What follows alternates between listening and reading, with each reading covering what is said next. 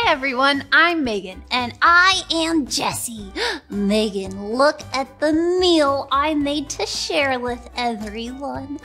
Ooh, yummy. What kind of food is this?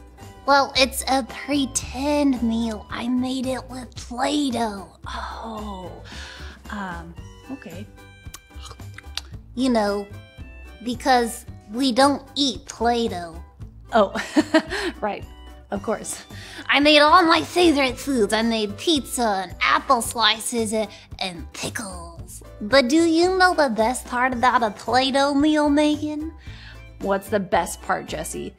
If you don't like pizza, apple slices, or pickles, you can just smash the dough and make whatever food you want. That is a very good idea, Jessie. Our Bible story today is about a special meal that Jesus shared with his disciples. Why was the meal special? Was it someone's birthday? No, this meal was special because it was the last meal Jesus would have with his disciples. Jesus wanted the disciples to remember this special time together and the promises he made. Let's watch to learn more about the last meal Jesus shared with his disciples. Jesus and his disciples were in Jerusalem for a very special time, the Passover celebration, to remember how God had rescued his people from Egypt. This Passover, though, was the most special Passover because God was about to rescue his people again. This time, he would free people from the power of sin, and he had sent his own son to do the job. Jesus sent two of his disciples, Peter and John, into the city to get the Passover meal ready. He said, "You will meet a man carrying a jug of water. Follow him." Jesus said that the man would go to a house, and the owner of the house would show Peter and John a large room upstairs where they could get the Passover meal ready. So Peter and John did as Jesus said. When the meal was ready, Jesus and his disciples sat around the table to eat. Jesus knew it was almost time to go back to his Father in heaven.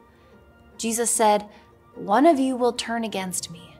The disciples were upset, but Jesus knew this was part of God's plan. Jesus ate the Passover meal with his disciples. While they ate, Jesus took the bread, broke it into pieces, and gave it to his disciples. He said, "Eat this. This bread is like my body that will be broken for you. Do this to remember me." Then he took the cup, thanked God for it, and gave it to his disciples. "Drink this," Jesus said. "This drink is like my blood. My blood makes the new covenant." After the meal, Jesus and his disciples sang songs and went to a mountain outside of the city.